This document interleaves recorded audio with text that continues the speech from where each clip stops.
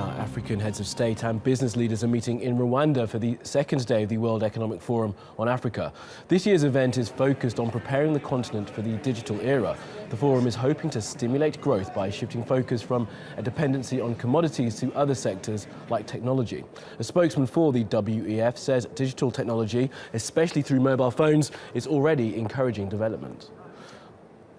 Well, TRT World Alican Ayanlar joins us now live from Kigali. Alican.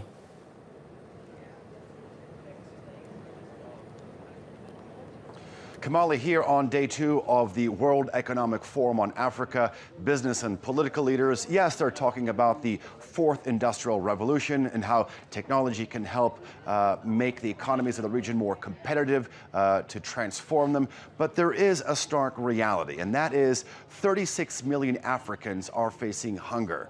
More than 2/3 of the youth population of the continent is unemployed, and the illiteracy rate stands at about 70%. This is a huge problem. Well, earlier we spoke to Kayana Nwanze. He's the UN's Rural Poverty Program Director, and here's what he had to say. I just came out of a session, IGWEL, informal gathering of world economic leaders, where we talked about innovation. And the message was very clear.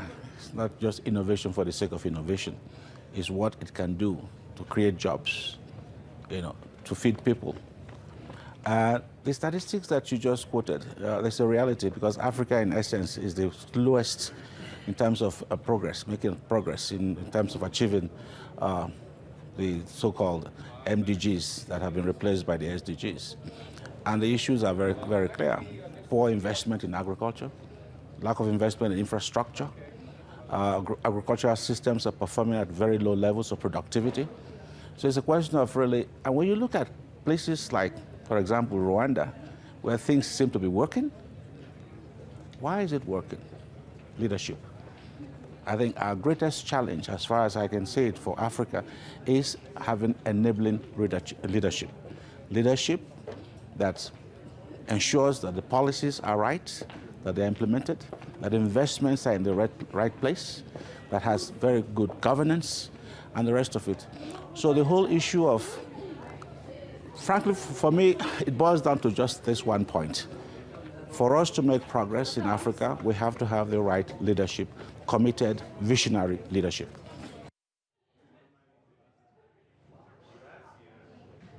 Well, besides good leadership, Mr. Nwanze went on to say that agriculture was very important in terms of alleviating the poverty on the continent. More than 400 million people in sub-Saharan Africa, that's 65% of the population's income solely depends on agriculture and related events. So a lot of hope riding on agriculture in terms of alleviating the poverty.